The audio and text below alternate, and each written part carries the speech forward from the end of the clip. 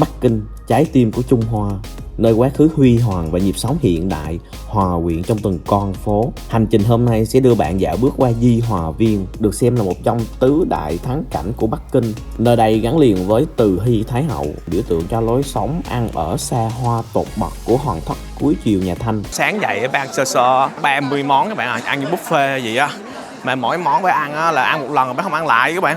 Mỗi món phải ăn một miếng thôi. Từ Hy Thái Hậu chính là người kéo lùi Trung Quốc xuống 100 năm, nửa tỷ đô các bạn, 500 đến 600 triệu đô la để bác xây. Và thấy cái thuyền đá này không? Từ sau cái vụ mà bác xây cái thuyền đá xây Di Hòa Viên này á, bạn biết không, là thua trận với Nhật phải ký hiệp ước, là lúc đó Trung Quốc mất Triều Tiên và mất Đài Loan vĩnh viễn. Người Trung Quốc họ căm thù Nhật bao nhiêu thì họ ghét bạn Từ Hy Thái Hậu bấy nhiêu bạn. Ghé thiên đàng linh thiêng, biểu tượng niềm tin và quyền lực của hoàng gia, rồi lạc vào những con hẻm hu tống cổ kính, nơi kể câu chuyện đời sống rất khác của người Bắc Kinh giữa lòng thành phố, có giá nhà đắt bậc nhất thế giới. Cho bạn coi thử là nhà ở Bắc Kinh nó rất là đắt đỏ các bạn. Trong này bạn thấy nhỏ vậy đúng không? Tưởng đâu nghèo không có đâu, giàu bạn lấy được hộ khẩu Bắc Kinh nó rất là khó bạn à. Thì dân đông mà 1,5 tỷ dân mà, hộ khẩu mà thủ đô nó xịn nó biết đúng không? Ta sẽ hòa vào dòng người tấp nập ở phố đi bộ Quan Phủ Tỉnh, thiên đường ẩm thực, đường phố và mua sắm. Ẩm thực Bắc Kinh mang đậm dấu ấn kinh thành ngàn năm, nơi từng phục vụ hoàng gia nhà Minh Thanh và cũng là cái nôi của văn hóa ẩm thực cung đình. Đây là dạng miếng mỏng như bên Việt Nam mình vậy á,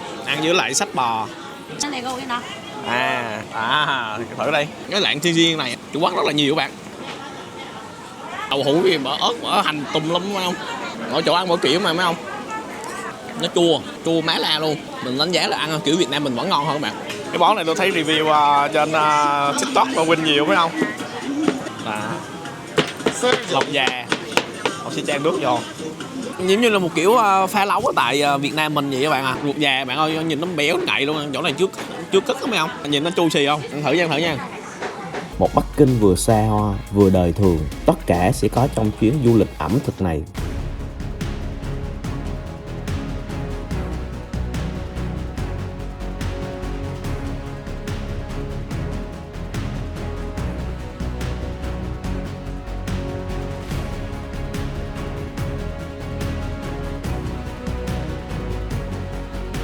Hello các bạn, hiện tại mình đang ở thủ đô Bắc Kinh.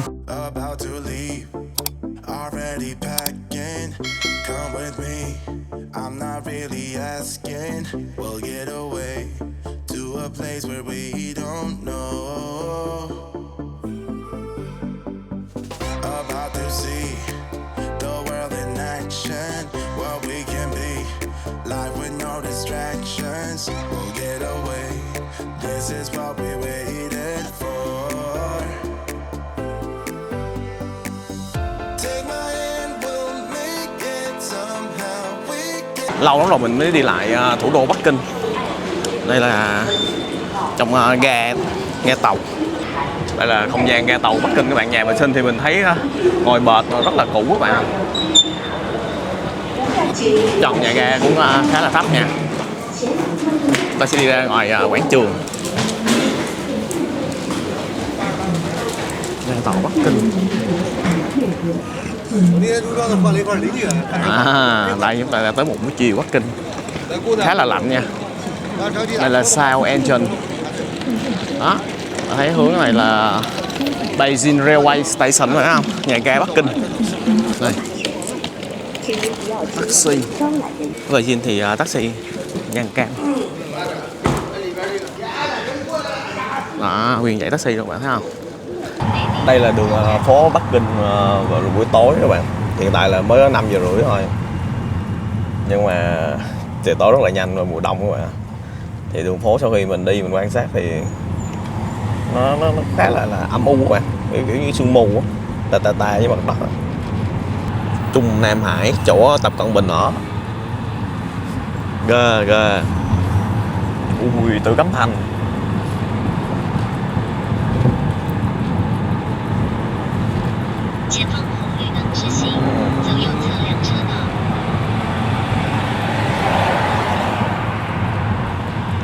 Phố đi bộ rồi.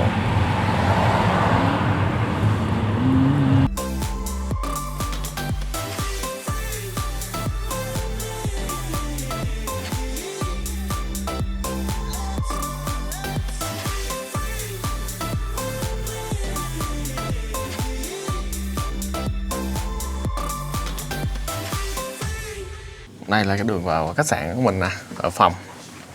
Đây là phòng của mình. Ở ngoài đây. Đây có một cái tủ nhỏ. Phòng ở tại Bắc Kinh thì nó nhỏ vậy thôi bạn. Nó gọn lắm. Có cái tivi. Rồi cái giường.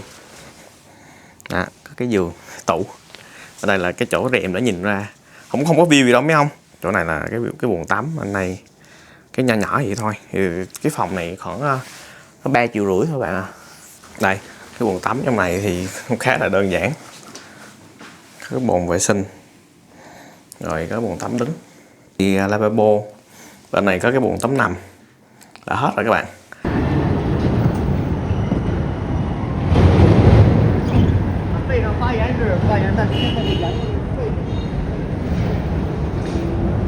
Đây là lần thứ 2 mình quay lại thủ đô Bắc Kinh. Lúc trước mình đi là Tử Cấm Thành nè, Vạn Lý Trường Thành, Thiên An Môn. Thì hôm nay mình sẽ đi khám phá Di Hòa Viên. Đây là cung điện mùa hè của bà Từ Hy Thái Hậu.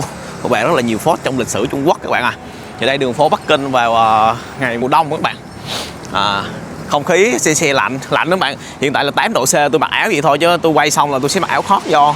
Thì khách sạn mình bên này, đây là khách sạn hướng bên này là của mình các bạn, cái tiếng Trung Quốc nè. Nó tên là Sun World Dynasty các bạn. Hướng này sẽ là phố đi bộ các bạn.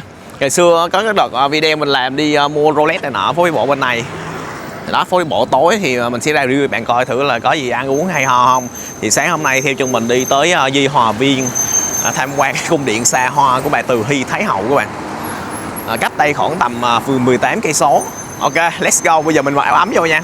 Cũng hơi lạnh nó mát đối với mình thì mình chịu được các bạn. Nhưng mà nhiều khi đi vô Di Hòa Viên nó sẽ có gió xong nó thổi rất là lạnh. Taxi của mình đang tới rồi các bạn. Nào không phải chưa tới. Đó, đây một chiếc rất là đẹp các bạn. Mình sẽ đi ra Di Hòa Viên. Đây là đường phố của Bắc Kinh buổi sáng là đẹp trời. Hôm nay trời rất là đẹp nha, trong xanh. Đi ra Di Hòa Viên. Ở đây có xe buýt, cái điện các bạn thấy không, chạy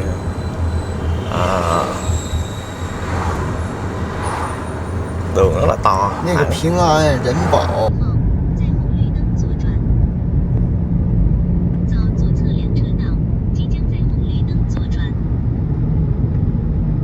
Hiện tại mình đã tới Di Hòa Viên ở ngoài phía ngoại ô của thành Bắc Kinh. Trong đây sẽ là nơi nghỉ dưỡng của Từ Hy Thái Hậu các bạn. Này, cổng Di Hòa Viên. Hướng ở này là bạn sẽ đi vô mua vé nè. Đi qua cái cầu, chúng ta sẽ đi tới cái cổng vào, nhìn nó là hoành tráng.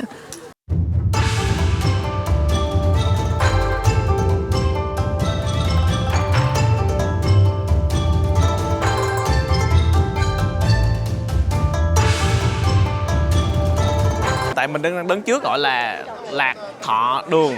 Đây là nơi ở của bà Từ Hy Thái Hậu sau khi bà trong thành Bắc Kinh Tử Cấm Thành bà ra đây. Thì đây là nơi ở chính của bà, tập trung đông kinh khủng luôn. Thì nơi đây bà ở, bà ngủ nghỉ, bà ăn sáng, bà tiếp sứ thần. Thì tại sao gọi là Lạc Thọ Đường các bạn? Bạn muốn sống thọ bạn à. Longevity các bạn, tiếng Anh là longevity là bạn muốn sống thọ, trường thọ luôn.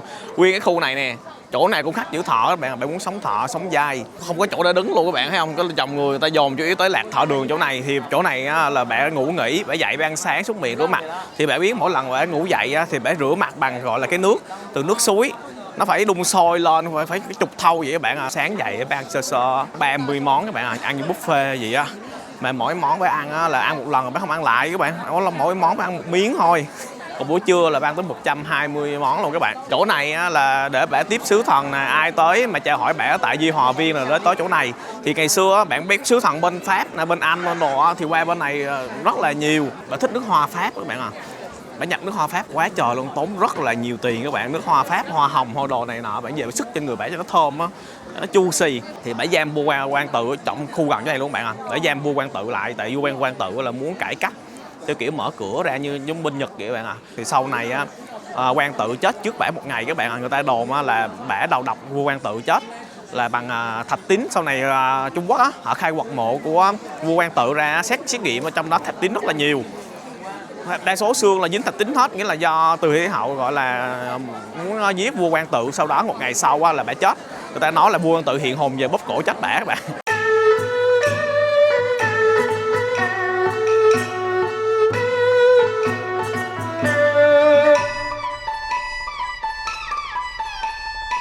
Mình đang ngồi trên cái cầu bắc ngang qua hồ Côn Minh được Càng Long đào nhân tạo các bạn ạ. Thì đây là một trong những cái hồ mô phỏng theo Tây Hồ ở tại Hàng Châu. Tại ngày xưa Càng Long bạn biết ông 6 lần xuống vùng Giang Nam đi chung với Hòa Thân rồi các bạn. Thì ông thích cái vùng Giang Nam lắm, nên ông đem hết nguyên cả cảnh sắc núi non hồ rồi các kiểu đi về lại Bắc Kinh này nè để xây cái địa thế. Ở tại cái Di Hòa Viên này ngày xưa Càng Long xây nó tên là Thanh Y Viên, sau này thì bà Từ Hy Thái Hậu bà mới đổi thành là Di Hòa Viên, là nơi để bả dưỡng lão các bạn, dưỡng khí, gọi là Di Hòa. Thì chỗ này theo thầy phong thủy ngày xưa các bạn, thời nhà Thanh á, họ nói cái vùng này là cái vùng là gọi là phong thủy cực tốt, là tốt nhất ở trong vùng đất Bắc Kinh các bạn ạ. Người ta nói chỗ này nếu mà vua ở thì trường thọ, mà làm cho công viên thời kỳ đó sẽ trường tồn đó. Nói chung đây là giống như là long mạch ở tại Bắc Kinh vậy các bạn. Đây là cái thuyền đá cực kỳ nổi tiếng luôn các bạn, là gắn liền với Từ Hy Thái Hậu nha các bạn. Các bạn biết cái thuyền đá rực này được xây trong thời kỳ nào các bạn ạ? Thì ngày xưa Càng Long xây cái này vào năm 1750, thì 110 năm sau á, là thời năm 1860 thì Anh Pháp vô phá hủy tan nát hết cái Di Hòa Viên này luôn bạn. Nghĩa là sang phẳng cái Di Hòa Viên này luôn. Thì sau đó bà Từ Hy Thái Hậu bạn biết cải tạo lại cái Di Hòa Viên này. Bà biết bà cải tạo bằng gì không bạn? Bà lấy chính tiền của đội quân mà gọi là hải quân của Trung Quốc các bạn ạ. Bà lấy tương đương 30 triệu lượng bạc, là tương đương bây giờ khoảng nửa tỷ đô các bạn, 500 đến 600 triệu đô la để bà xây. Bà thấy cái thuyền đá này không, là cái nơi bà ngồi, bà thưởng lãm, bà ngắm Tây Hồ, hồ Côn Minh này là nắm Tây Hồ các bạn à, bà ăn chơi. Trong khi chiến hạm của bên Trung Quốc các bạn biết là không có tiền để mua thuyền chiến để đánh với Nhật các bạn. Nghĩa là bả rút ruột công trình, bả rút ruột tiền quốc phòng của Trung Quốc thời kỳ đó các bạn, là bả dồn vô bả làm xây Hồ Viên nè, bả ăn chơi, bả nhảy múa, làm cho Trung Quốc lúc đó bạn không có thuyền chiến, không có đại bác để bắn với quân Nhật, thua tan nát năm 1895. Từ sau cái vụ mà bả xây cái thuyền đá xây Di Hòa Viên này, bạn biết không, là thua trận với Nhật phải ký hiệp ước, là lúc đó Trung Quốc mất Triều Tiên và mất Đài Loan vĩnh viễn. Lúc đó là Triều Tiên nó thuộc nhà Thanh các bạn. Sau cái trận mà thua mà Từ Hy Thái Hậu này nè, năm 1895 là mất Triều Tiên, sau đó luôn ký hiệp ước với lại Nhật Bản, mất Đài Loan vĩnh viễn. Sau đó Nhật Bản đi tới đau hộ Đài Loan các bạn. Các bạn biết vừa rồi sự kiện mà Thủ tướng Nhật kêu là Đài Loan là bị này nọ thì Nhật sẽ đứng ra bảo vệ này nọ, bạn nhớ không? Khủng hoảng ngoại giao á. Thì chính từ Hy Thái Hậu bà rút ruột công trình và lấy tiền quốc phòng của Trung Quốc thời kỳ đó nhà Thanh các bạn, bà không mua tàu chiến mà bà xây cái thuyền đá Di Hòa Viên này nè để ngồi bà ăn chơi chỗ này, bạn thấy không? Thì cái đó là gắn với sự tích, người ta nói là người Trung Quốc họ căm thù Nhật bao nhiêu thì họ ghét bà Từ Hy Thái Hậu bấy nhiêu bạn. Bà Từ Hy Thái Hậu chính là người kéo lùi Trung Quốc xuống 100 năm. Nếu mà thời kỳ đó của bà đầu tư cho chiến hạm, bà đầu tư cho phương Tây vô cởi mở hơn các bạn, thì có thể Trung Quốc đã vượt qua Nhật Bản rất là lâu, cách đây cả 100 năm rồi. Thời mà bên Nhật họ đang duy tân minh trị các bạn đi qua Đức nè, đi qua Anh, qua Pháp du học, đem qua tàu chiến rất là nhiều bên Nhật các bạn rất là mạnh. Nhưng mà Trung Quốc bà Từ Hy Thái Hậu sao bà sợ phương Tây vô, bà sợ mất cái chế độ quyền lực tập trung vô trong tay bả, phong kiến, mà bả nắm tay, bả nắm đầu con của bả, hai ông vua luôn các bạn, là Quang Tự. Thời này là thời Quang Tự các bạn ạ. Thì bả nhiếp chính mà bạn, bả nắm hết cả triều chính luôn, bả sợ bị mất quyền lực nên bả không có đầu tư cho chiến hạm, bả ăn chơi nhảy múa không à. Đây các bạn, lượng người đi tới Di Hòa Viên và mùa đông rất là đông các bạn. Thấy không? Đi mà không còn đi ngược chiều luôn, đông dã man không? Người Trung Quốc họ ghét Nhật bao nhiêu mình nói bạn rồi, thì họ ghét bà Từ Hy Thái Hậu bấy nhiêu. Nhưng mà bây giờ là có cái này lịch sử đã đi tham quan lại, thì ngày xưa Càng Long xây lên bao nhiêu thì Anh Pháp vô họ phá hết năm 1860. Xong bả phục dựng lại các bạn, bả phục dựng lại tốn hết khoảng 20 mấy 30 năm. Thì tiếp theo là liên quân 8 nước để vô phá tiếp các bạn, phá lần nữa, đuổi bả chạy ra khỏi thành Bắc Kinh các bạn, bả chạy qua bên thành Trường An, bên Tây An các bạn. Thì bả chạy qua Tây An lánh nạn đâu đó khoảng 2 năm 3 năm. Xong bả quay về lại chỗ Di Hòa Viên này và thấy bị tàn phá, bả lại tiếp tục xây lại, sửa lại tiếp nữa các bạn.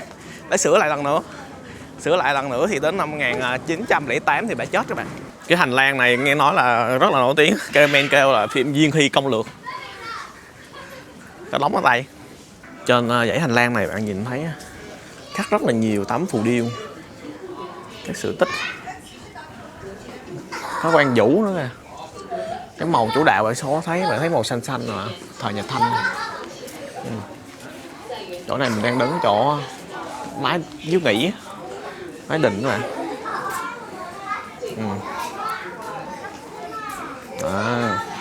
Nãy giờ mình đi muốn gãy giò luôn á. Ngày xưa là bà xây to vậy, bà không bao giờ đi bộ, bà đi kiệu không bạn à. Thì sau này về già là bà chỉ có nằm một chỗ thôi. Thì bà chết năm 74 tuổi. Thì bà chết vì bệnh gọi là suy đa tạng các bạn. Người ta lao động nhiều, người ta suy tạng đúng không? Bà ăn nhiều, bà nằm một chỗ không, bà suy tạng. Đồ gấm lông bào bả mỗi năm may cả 100 bộ các bạn à. May bằng thêu tay từ lụa Tô Châu. Các bạn biết ở Tô Châu rất là nổi tiếng, Tô Châu Hàng Châu, lụa tơ tằm may bằng tay các bạn à. Thì một cọng tơ nhỏ xíu họ có tách ra thành hàng chục sợi tơ mỏng luôn các bạn à. Thì bà Từ Hy Thái Hậu á là bà thêu giác vàng, thêu gấm rồi tơ tằm lụa của thằng Tô Châu. Và bả mỗi một bộ vậy người ta may như vậy đúng không bạn? Bả mặc đúng có một lần thôi. May tốn rất là nhiều tiền bạc. Và tối bả ngủ á, bả muốn ở tối trong chỗ này đúng không? Nó lung linh lên, nó sáng lên, bả thắp đèn dầu, từ dầu mè, dầu đồ. Cái dầu chiết xuất 1 lít dầu đó nó tương đương lương của Quang á bạn, xài mấy tháng lương của Quang khoảng 3-4 tháng lương chỉ được 1 lít dầu thôi. Dầu mè bà thắp tối bà ngủ như nó thơm các bạn. Thì tối bà thắp in xèo khắp sáng lên luôn vậy các bạn, để cho họ nó lung linh. Là biết bạn cái độ xa xỉ đốt tiền của bạn, mình nghĩ là tới đời chỉ có Càng Long, giống như chỗ này là Càng Long xây lên ngày xưa các bạn, cái độ mà đốt tiền chỉ có Càng Long mới đứng ngang ngửa với lại Từ Hy Thái Hậu. Cái bẫy ngày xưa Càng Long đi xuống Giang Nam, đi 6 lần xuống Giang Nam á, mỗi lần như vậy đốt rất là nhiều tiền các bạn, mỗi lần đốt mấy trăm triệu đô á. Và lúc đó thời của Càng Long ít bị chửi hơn á, tại vì có Hòa Thân các bạn. Hòa Thân ngày xưa họ rất là giỏi, thì Hòa Thân họ lo hết các loại cái tiền luôn, tiền mà để đi xuống miền Giang Nam các bạn, ăn chơi rồi thanh lâu mỹ nữ. Còn Từ Hy Thái Hậu thì thời của bả thì không có Hòa Thân, đó là lý do tại sao khi mà bả xài rất là nhiều xa hoa như vậy á thì làm cho kiệt quệ cái quân lính các bạn. Đây là trung tâm cái chùa, xung quanh này chỗ này là chính giữa, đi trái đi phải đi ra là cách nhau cũng phải cái cây số các bạn à. Thì ngày xưa bà Từ Hy Thái Hậu á, bả đi từ chỗ này chỗ kia qua hành lang này nè, bả đi bằng đại kiều. Cái kiều đó là 32 thái giám khiêng là giác vàng, cái thẻ phủ mà che mặt của bả trong cái kiệu đó là bằng lụa Tô Châu may bằng tay nha các bạn. Nhung ngồi êm, nhung tím xịn đó.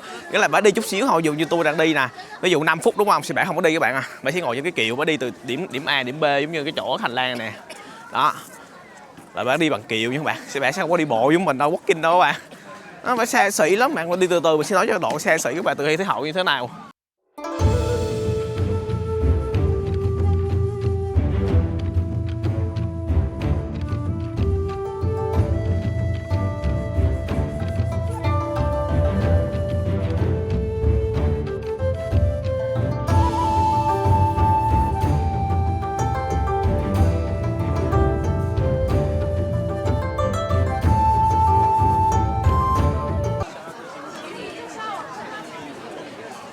Sau lưng mình gọi là Nhân Thọ Điện các bạn. Đây là nơi mà Từ Hy Thái Hậu buông rèm nhiếp chính với vua Quang Tự ở tại Di Hòa Viên. Thì khi bả buông rèm nhiếp chính là bả ngồi trên cái ghế ngai vàng, xong có rèm nó che xuống mặt của bả các bạn.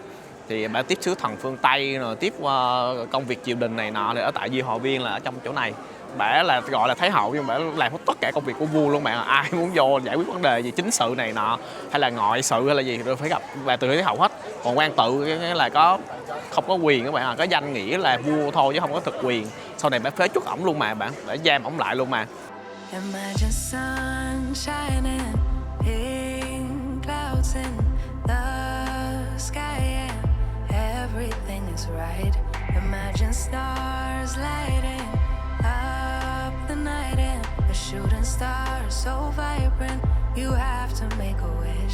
Ôi các bạn, hiện tại mình đang ở tại một cái phố cổ bạn, Khu Tống, thấy Khu Tống không?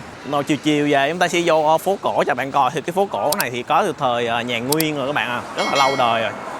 Thì kéo tới nhà Minh, nhà Thanh luôn, thì trong này còn giữ một bản chất của một cái phố cổ Bắc Kinh cách đây phải 800 năm rồi.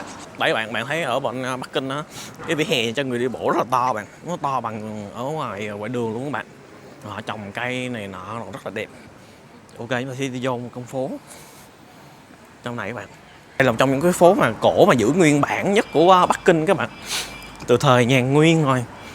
Ở đây Khu Tống nghĩa là cái con hẻm nhỏ nha các bạn. Thì Bắc Kinh ngày xưa từ thời mà Hốt Tất Liệt á, ông cho quy hoạch Bắc Kinh thành ô bàn cờ.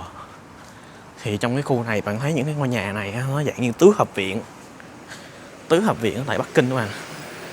Đó. Nhà nhỏ phải không? Vô hôm đó là những con hẻm nhỏ bạn.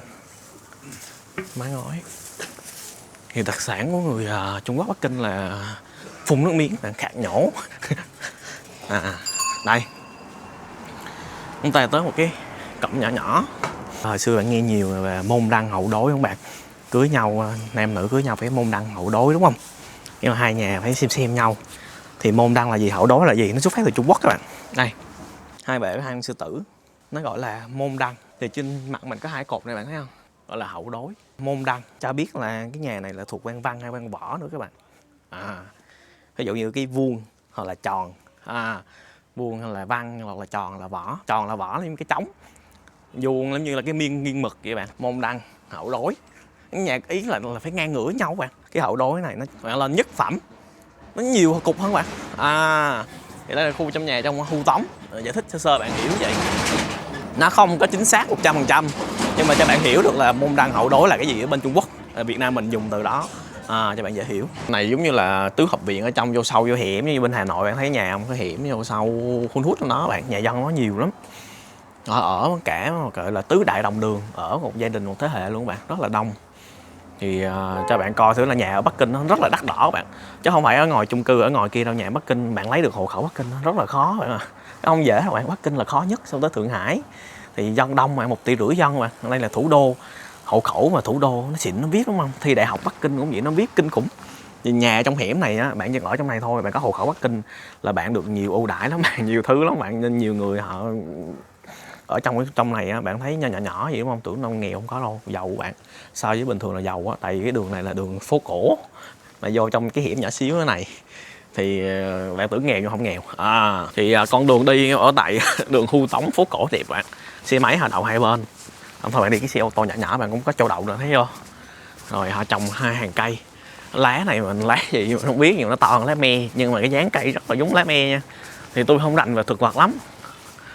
Đó. Thì đây là cái cổng, đây là cổng mới các bạn. Để mình quay cho bạn coi là có cái cổng mà cũ theo kiểu này. Đó. Thường họ đều có môn đăng hậu đối hết bạn. Ở trên 2 cục thấy không? Ở dưới 2 cục.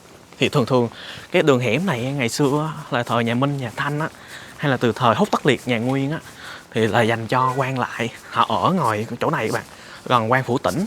Xong họ đi lên kinh để họ chầu kinh. Buổi sáng nó kịp giờ các bạn. Họ là những thương nhân giàu có, quan lại. Đây, một trong những nhà gọi là tứ đại đồng đường nữa các bạn. Đó. Mình đi vô, thấy không? Ở trong đó, vô trong đó bắt máy lạnh mấy đồ đầy đủ vô trong khuôn viên rất là rộng. Ui, chỗ này giờ có ủy ban luôn hả? Đây, những ngôi nhà kiểu tứ đại đồng đường các bạn, sâu hun hút vô trong bạn, thấy không? Ở ngoài cổng này xong rồi vô trong nữa, sâu hun hút. Nhà ở Bắc Kinh như vậy là rất là xịn đó bạn, VIP á. Đây là cái cổng mới. Ở trong đường này em thấy bạn thấy không, BMW nè, đi Audi nè, thấy không? Biển á, xanh nước biển là biển xe xăng các bạn, chứ không phải là xe điện, thấy không? Ở trong nhà, trong khu phố cổ.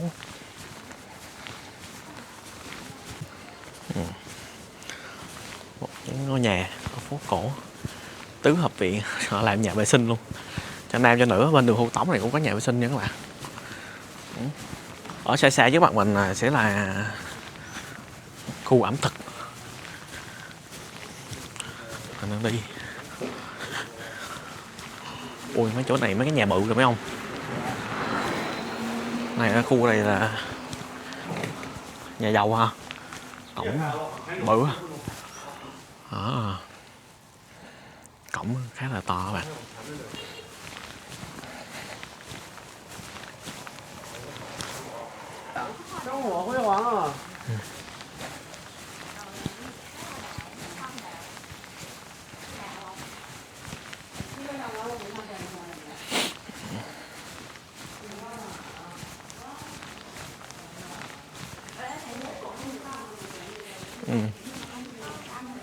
Đây, nhà này xây hẳn 4 cục luôn, thấy chưa? Hoàng cái nhất không phải là tam phẩm trở lên như bao công đó bạn, chuyển chiêu à.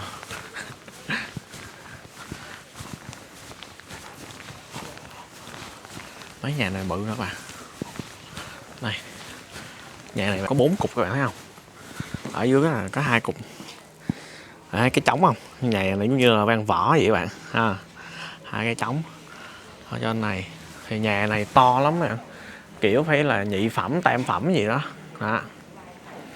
Ở tại Hu Tống.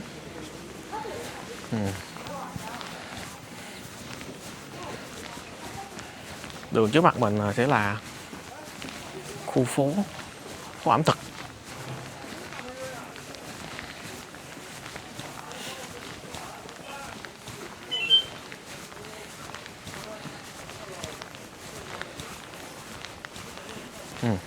Cảm thấy thời xưa không? Nhà này tứ hợp viện là bạn này ngày xưa nè. Bạn nhìn lên thấy không? Thấy 4 cục không? 4 cục này là nhà quan rất là to bạn, nhưng mà giờ nhà rất là cũ các bạn. Vô sâu nuốt trong kia nè, bạn thấy không? Đó. Bạn đi xíu là bạn sẽ thấy nhà nào cũng có môn đăng hậu đối đàng hoàng rồi. Đó. Tứ hợp viện nha, ở trong này là nó rộng lắm bạn. Nhà ở trong này, ở trong rộng lắm, chứ không phải như đây không đâu. Chúng ta đi vô phố này nó sáng sủa nè.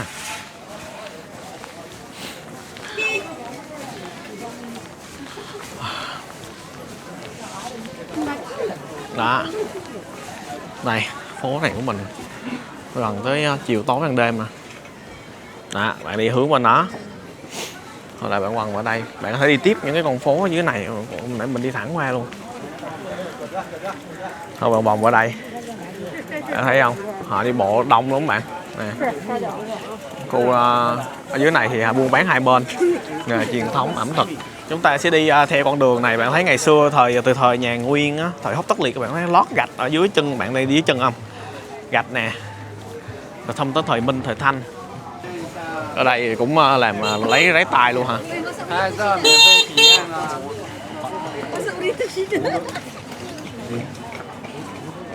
40 tệ. À, cho lấy tay trong này các bạn. À. Còn hướng bên này silver. Trời, cái nén bạc nè.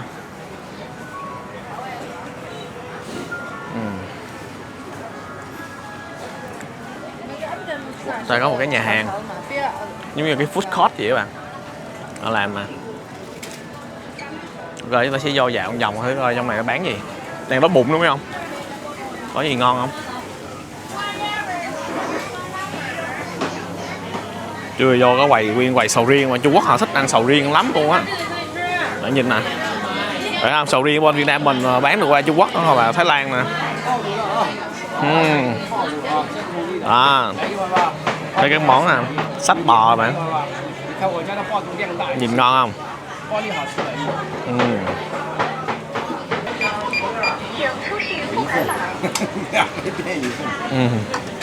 Nhân trụng.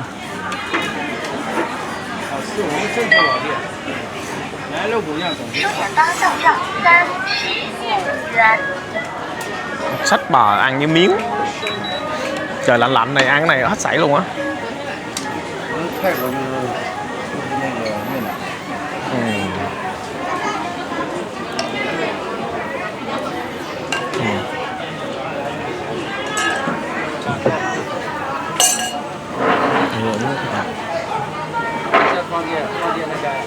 Ok. Dạ. Xe. Ok, mình đã mua được con to 35 tệ các bạn. Đâu đó cỡ hơn 100.000.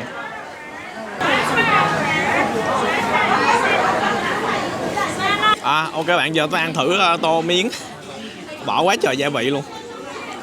Đây là dạng miếng mỏng như bên Việt Nam mình vậy á. Ăn với lại sách bò đen. À. Trong thời tiết lạnh giá của Bắc Kinh, ban đêm nó xuống có 1 độ 2 độ thôi mấy ông ơi. Chứ mấy ông đừng có thấy là mình mặc áo mỏng nghĩa là mình không lạnh, là trời không lạnh đâu bạn, lạnh lắm. Thử miếng à.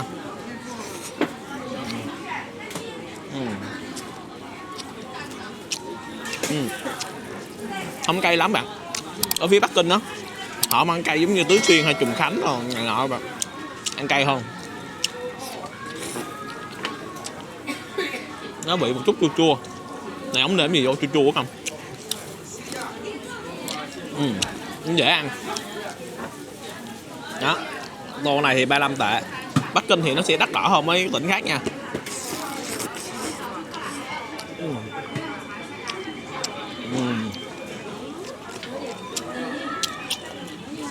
Ăn no xong rồi chúng ta sẽ đi tiếp dạo một vòng nữa bạn. Cái món này nhìn ngon ha. Cơm nồi hũ này không? Nhìn hấp dẫn á.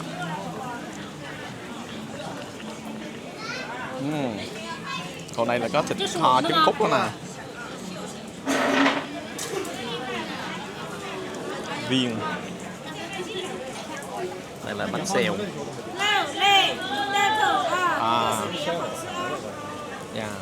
Đó. Ui, củ khoai tây to các bạn, chút xích nè, đậu hũ nè, cây nè.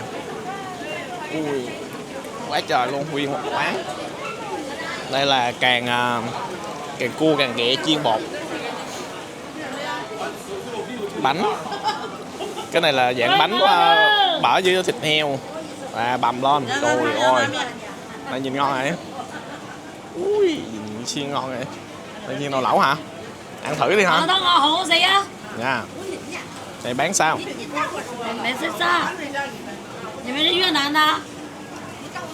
Hiểu luôn,越南luôn.越南. Dạ.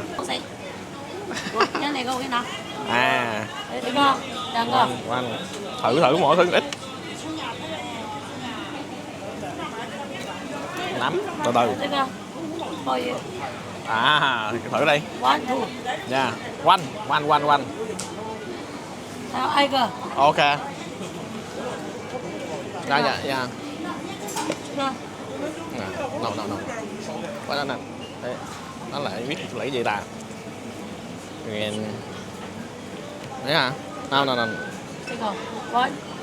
Dạ. Này. Gì nữa? No. Ok. Rồi, ok. beef. No, ok.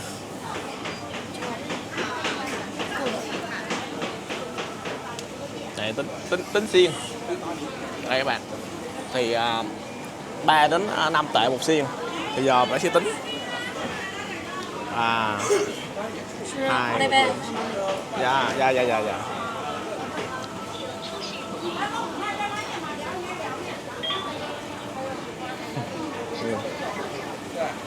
Free. 50 tệ. Ở do sau khi bạn lựa thì theo xiên các bạn. Đó, ăn sơ xiên là. Dạ.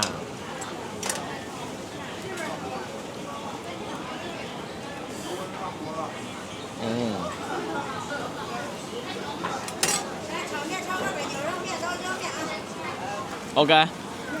Mình mới mua một đống xiên. Giờ mình ăn thử nha. Thử nha, thử.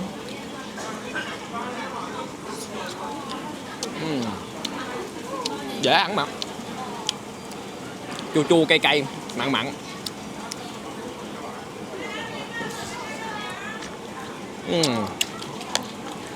Nó một dạng như sách bò vậy các bạn, mà mình không biết là cái gì, nó chua. Thử này coi, thử này là cái gì?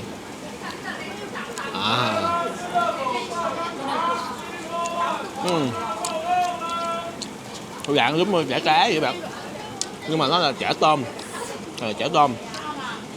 Cũng dễ ăn. Đây là bào ngư mini tí hon.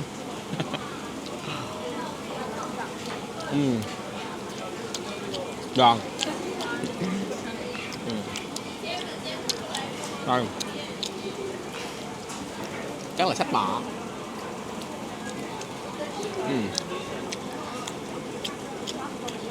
Không phải, nó dạng gì không biết nha, rất là riêng. Cái lạng riêng này ở ngoài Bắc, ở ngoài Trung Quốc rất là nhiều các bạn. Đây giờ chúng ta thử cái cục này ăn. Thử là gì? Đậu hũ họ bọc với lại trứng cá bạn. cũng ngon á, dễ ăn mà, giống như ăn nhâm lẩu vậy á.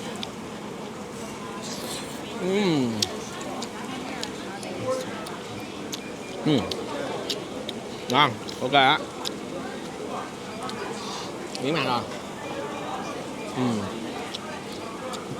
Mặn chua chua. Ăn mà caramel chảy nước miếng luôn các bạn. Có cái nấm này nè. Còn gì nữa không? Đây. Cái này là gì vậy? Đậu hũ ở trong là cũng nhân trứng cá luôn.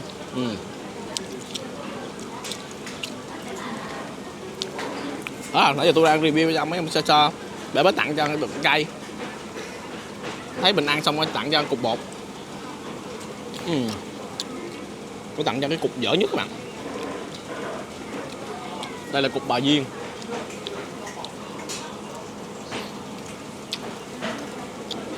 Ở trong là đậu hũ. Để cái bò viên. Bò viên kiểu gì mà nhai giống như là thạch vậy các bạn. Không ra cái mùi bò viên mỏng lét rồi, xong ở trong là bọc do đậu hũ.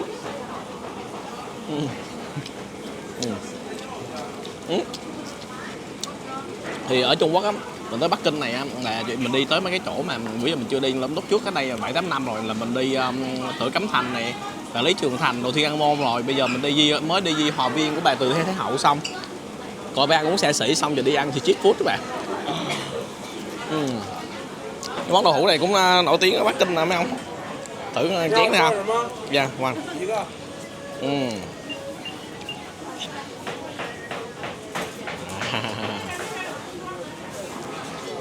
Bỏ mè vô nè, đi vậy. Ăn gì vậy?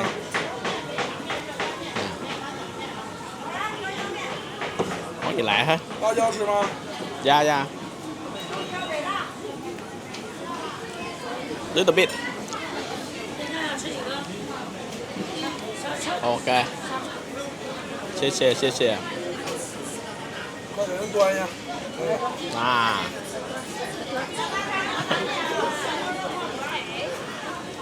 Thử bỏ gì cây tùm lum ra, đậu hũ gì, bỏ ớt, bỏ hành tùm lum phải không? Thử nha. Mỗi chỗ ăn mỗi kiểu mà mấy ông. Nó chua má la luôn. Đậu hũ thì nó mềm, nóng, ăn mặn, cay chua. Nó kiểu như ở bên Việt Nam mình cái món đậu hũ này đá là bỏ đường vô nó ngọt. Còn bên Bắc Kinh nó lạnh á, nó ăn theo kiểu cay chua mặn mà thịt tương, xì dầu tùm lum á. Mình đánh giá là ăn kiểu Việt Nam mình vẫn ngon hơn các bạn. Cái đậu hũ á họ làm mềm rất là ngon, nhưng mà nếu mà họ làm lạnh bỏ đường theo kiểu Việt Nam mình thì còn ngon hơn nữa bạn. Nhưng mà họ làm theo kiểu này là kiểu đậu hũ mặn. Thấy không? Mặn này. Đó. Thì bạn nào ăn á, đó, thấy không? Cái đậu hũ này họ làm sánh ra mềm, ăn cũng ngon lắm bạn. Nhưng mà bỏ đường ngọt thì ngon hơn. Ăn nó tan ra luôn. Chén này 50.000. Ở Việt Nam thì chén này chắc 20, cỡ đó. Ok, giờ tôi đi tiếp. Ăn no lắm rồi. Coca. Ui, bên này bán cái tô mì. Này tô mì nó cũng hấp dẫn lắm mấy ông ơi. Nhìn kìa. Ui. Nhìn luộc già nè, giò nè. Nhìn hấp dẫn quá. Chắc làm to mấy ông ơi. Nhìn hấp dẫn quá. Dạ, quanh. Dạ. Đây. Cái món này tôi thấy review trên TikTok và Win nhiều phải không? À, cắt ra nè, đó. Đậu hũ.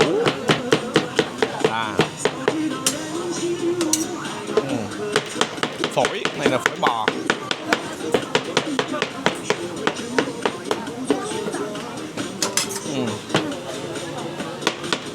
Trời ơi, sao phổi bỏ nhiều dữ vậy? Đó. Này lọc già. À, đôi và nhiều dữ hả? Rồi, ông sẽ chan nước vô. À, dạ. Ok. Ăn cả hả? Chua, cay, ớt rồi luôn. A little bit.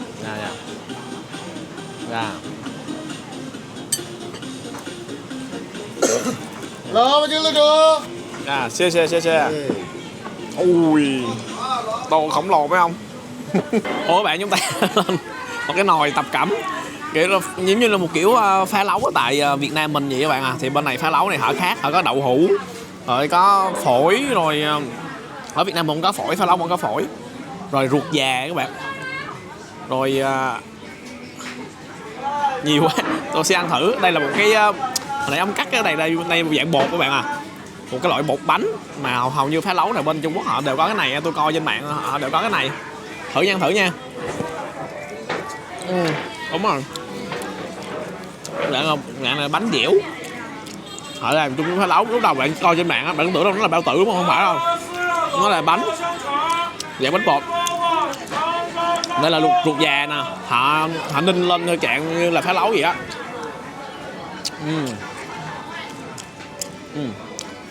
Ăn ok bạn, họ ninh rất là lâu rồi, nó đỡ thôi. Cái bên quay vào các bạn xem không? Đây là cái dạng ruột già, đây là cái dạng phổi, thấy không? Nhìn nè, đây Trung Quốc họ thích ăn phổi lắm bạn. Mình sẽ ăn thử nha. Lâu lắm tôi chưa ăn phổi.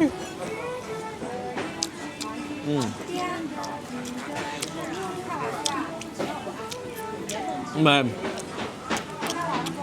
ăn nó tan lên miệng như thật vậy rồi. Rồi, một phần đoạn này là ruột già bạn ơi, nhìn nó béo ngậy luôn. Chỗ này chưa cất có mấy không? Nhìn nó juicy không? Ăn thử nha.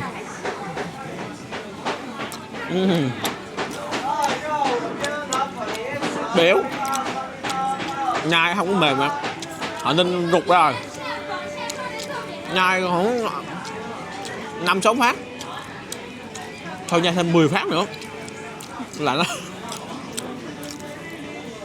là ăn được. Ok.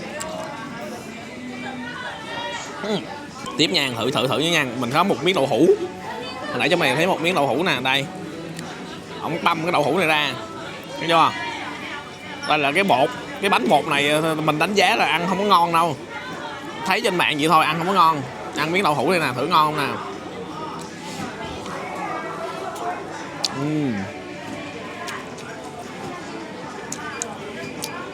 Không ngon như mình kỳ vọng.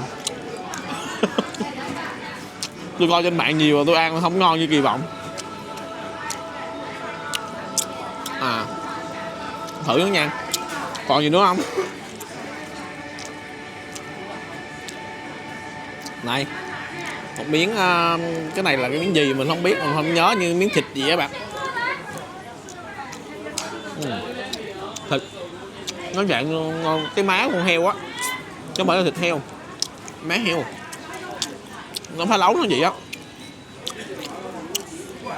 Mình nghĩ cái này ngon nhất chắc là cái ruột già này đó bạn. Ruột già là rất là ngon nhất vọng á. Với vậy má heo dễ ăn. Còn phổi ăn cũng bình thường, không ăn cho một đống phổi vô. Rồi, review sơ mấy ông xem vậy thôi. Ăn miếng ruột già nó coi. Ăn miếng đậu hũ. Ăn thêm miếng phổi. Cũng được. Con này 39 tệ, còn 40 tệ. Cỡ 120. Phá lấu chở 120. Ủa bạn ăn no xong giờ chúng ta sẽ đi tiếp coi con phố cổ. Ôi bên này cũng là cái khu nữa hả? Khu ẩm thực nữa mấy không? Cũng vậy. Cũng là cái nhà hàng, nhìn no quá.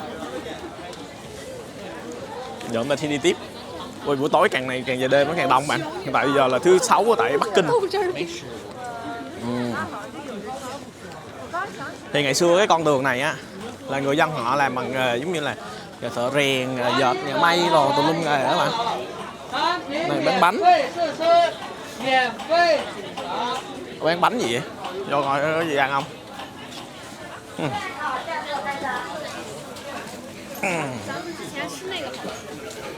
Bánh chiên giòn, bán giòn. Thơm đấy nhá. Bánh đậu xanh à. Tôi thích ăn bánh đậu xanh lắm mấy không? Chắc lấy cái bánh đậu xanh thử nó ngon không?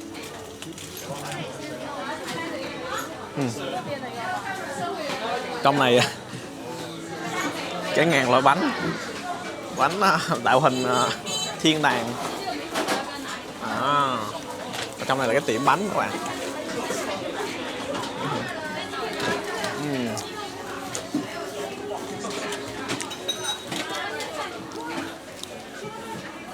Ở đây họ làm bánh tách trứng nè, nhìn đẹp quá. Nhìn đẹp ha. Tạo hình nè. Bánh tách ở bên Trung Quốc ăn bánh tách ngon không bạn? Một đống lộn bánh luôn. Phải thử cái này ngon không? Nha, chê. 16,8 tạ. Thử luôn tại chỗ cho nó nhanh. Cái bánh này đâu đó cỡ nhân 4 lên, cỡ 6 mấy ngàn các bạn. Bánh tách họ làm trong quả bí nhỏ này. Ở trong này bạn nhìn ở trong nè, cái bí màu đỏ thiệt mà. Bị bí đỏ nó hầm lên luôn. Bánh tách bị bí đỏ.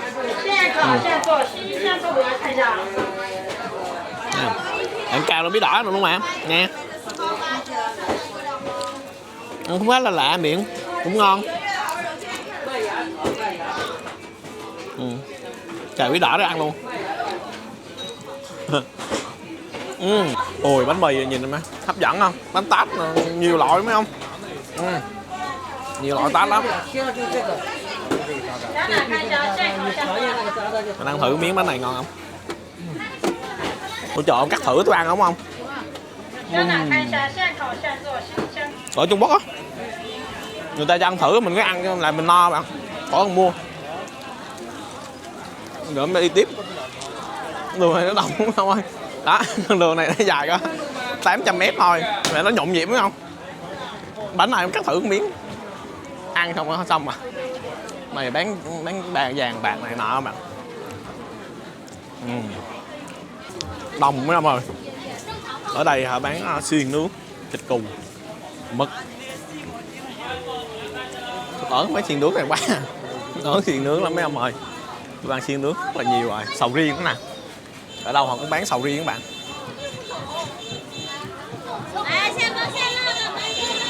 Đây là bánh nhân thịt. Trung Quốc họ chuộng cái chợ đêm rồi phố cổ lắm. Đây những con đường nhỏ nè. Đây. Dọc đây những ô gọi là bàn cờ mà các bạn.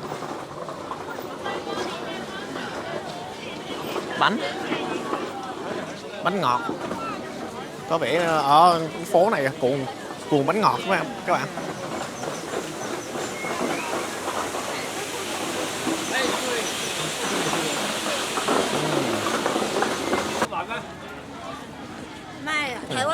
Ở đây cũng nhiều kiểu hàng quán ở đây các bạn. Thấy mấy nhà tứ hợp viện này họ bán xèo quá nè. Là bánh nướng lò, mì này nó dạng như food court vậy bạn. Nhà tứ hợp viện bây giờ người ta làm kiểu này, đi vòng vòng rồi mình thấy bán kiểu này khá là nhiều.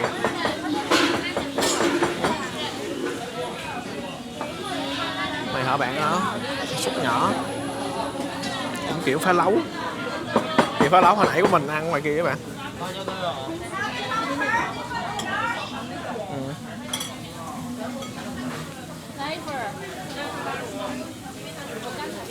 Đồ nướng, xiên thịt, củ cải. Nhiều. Takoyaki. Xiên nướng. Rồi mình đi ra. Này kẹo hồ lô rồi mấy không? Nè. Ở Bắc Kinh rất là nổi tiếng với kẹo hồ lô bạn thấy không? À, 你们来2个的，来选一下，你好。 mình thử ăn thử miếng kẹo hồ lô đi ha. 来自己。 Đây mấy ông muốn ăn cục gì? 奶皮子糖葫芦，现做现卖的冰糖葫芦，看一下。 Tôi ăn thử cục kẹo hồ lô lâu á, tôi chưa ăn lại. Lâu đó là lần đầu tiên tới Beijing tôi ăn. Cái đây 7 năm rồi, 8 năm. Thử nha.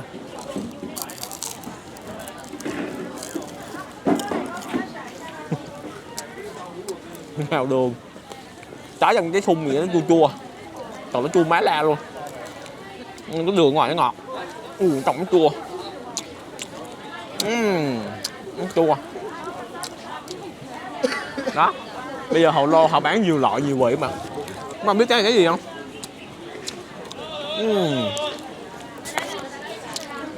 Chua quá. Chua quá. Đây là cái cổng vào phố đi bộ nha. Đây là chỗ tàu điện ngầm, nó tên là Nanlugusian Station. Bạn có thể đi bằng tàu điện ngầm ra hoặc là đi taxi, nhưng mình đi taxi. Đây là cổng ra. Đó, ở trước có cảnh sát đậu nè. Chỗ này là dành cho đi bộ thôi, chứ không có cho đi ô tô vô. Đây là phố Bắc Kinh. Ở ngoài hiện tại là chưa 6 giờ tối các bạn. Trời, hiện tại chưa 6 giờ tối đâu. Đó, đường phố Bắc Kinh nè. Ban đêm. Đây là cổng đi vào. Cổng vào phố đi bộ. Còn hướng bên này là tàu điện ngầm, bên tay phải, còn hướng này là đường xe. Bắc Kinh hiện tại vô mùa đông á, nó tối nhanh lắm mà. Đây các bạn, chúng ta đã thấy là xe buýt điện nè. Đó, chạy bằng điện không? Ở Bắc Kinh vẫn chạy bằng điện nha.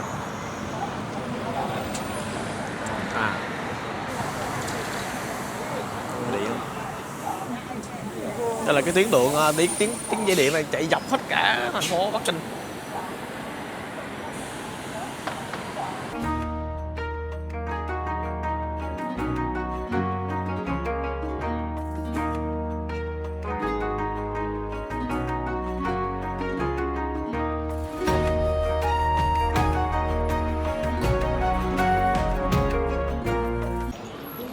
Ủa bạn, mình đang đứng trước địa điểm để đi vào thiên đàng. Đây là đường ở phía trước thiên đàng ở tại Bắc Kinh các bạn.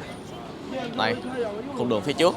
Thì hướng vào đây là chúng ta sẽ đi vào cổng vào thiên đàng. Một trong 3 địa điểm du lịch nổi tiếng nhất ở tại Bắc Kinh các bạn. Chỗ này thì không có cho ô tô vô, mà sẽ phải đi bộ.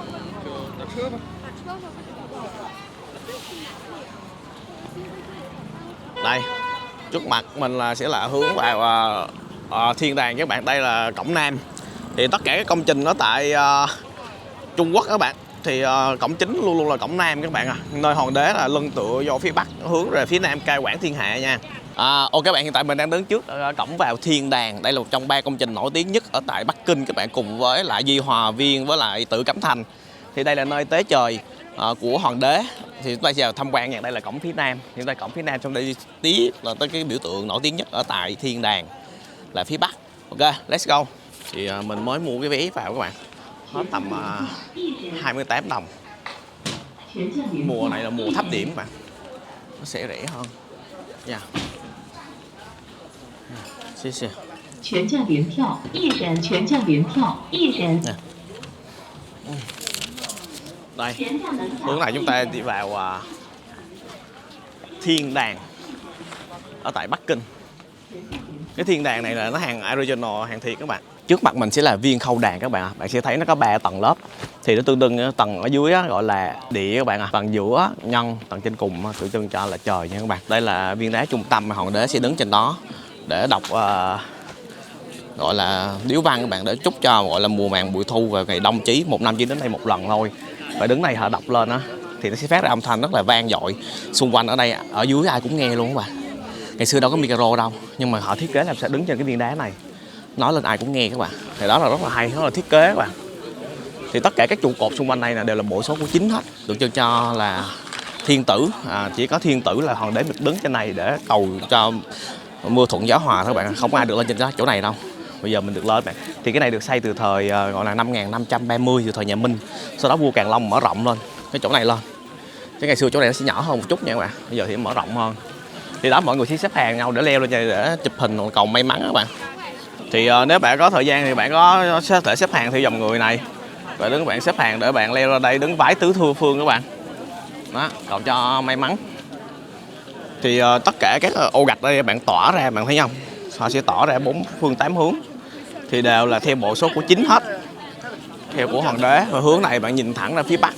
Phía bắc này là sẽ nhìn ra cái vị trí mà thiên đàng nổi tiếng nhất mà các bạn muốn tới đây để chụp hình, đúng không? Điện Kỳ Niên các bạn ở phía sau nữa nha bạn. Chứ không phải là cái trước mặt đâu. Bây giờ mình sẽ theo đó, mình thấy rất là nhiều mái ngói màu xanh nước biển không? Màu xanh nước biển là ở đây là tượng trưng cho trời nha các bạn. Đó, các bậc cấp ở đây thì cũng đều là theo gọi là số 9 hết các bạn.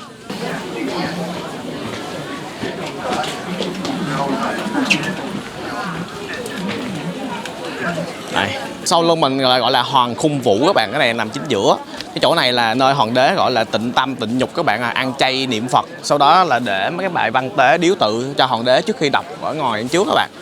Đó, thì sau khi đứng lên viên đá đọc xong rồi đốt tế trời.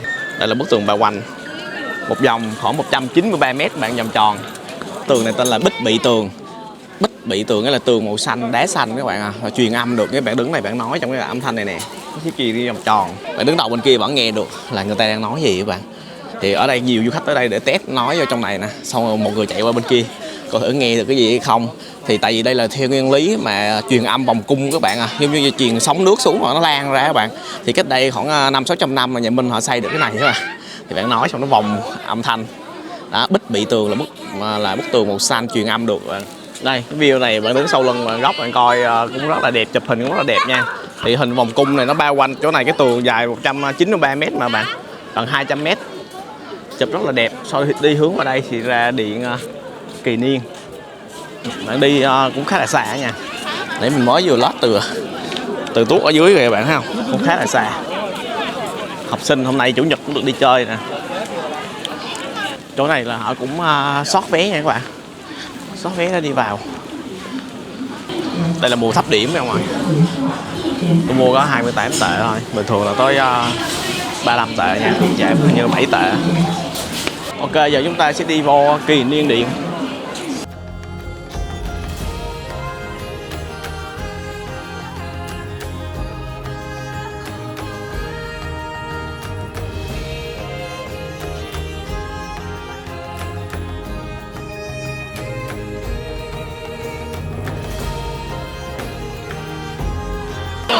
Kỳ Niên Điện. Đông lắm mày ơi.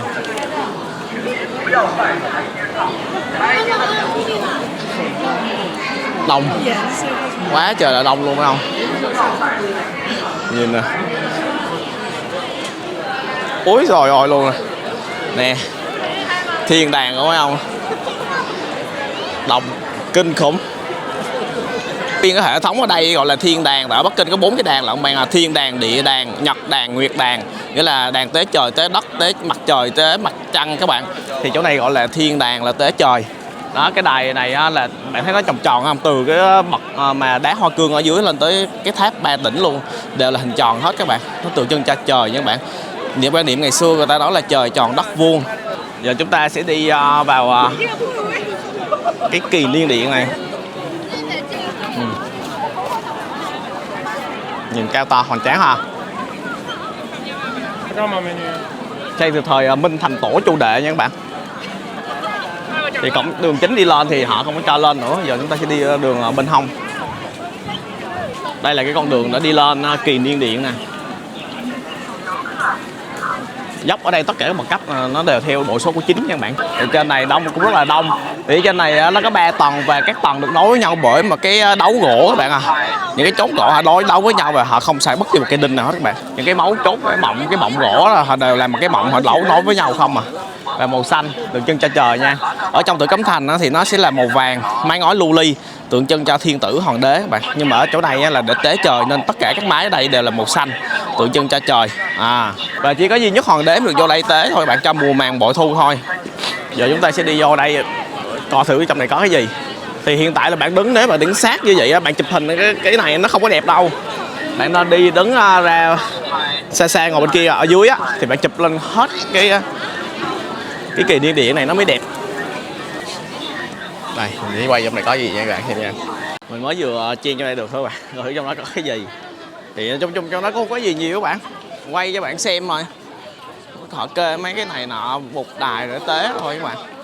Văn tế thôi. Không gian nè. Nhìn hết cả Bắc Kinh. Đứng này khá là cao. Cái góc này bạn sẽ không có chụp được nhiều hình đẹp đâu, bạn phải đứng xa xa rồi nha.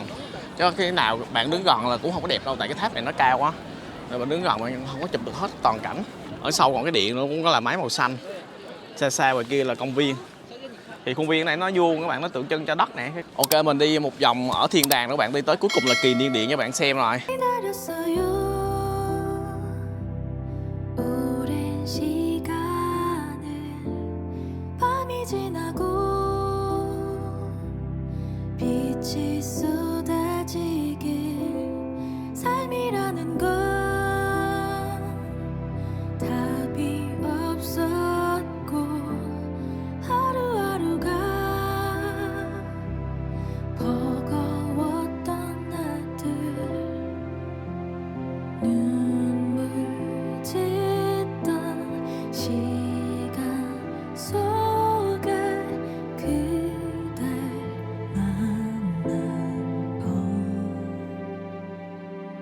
선물이죠 지금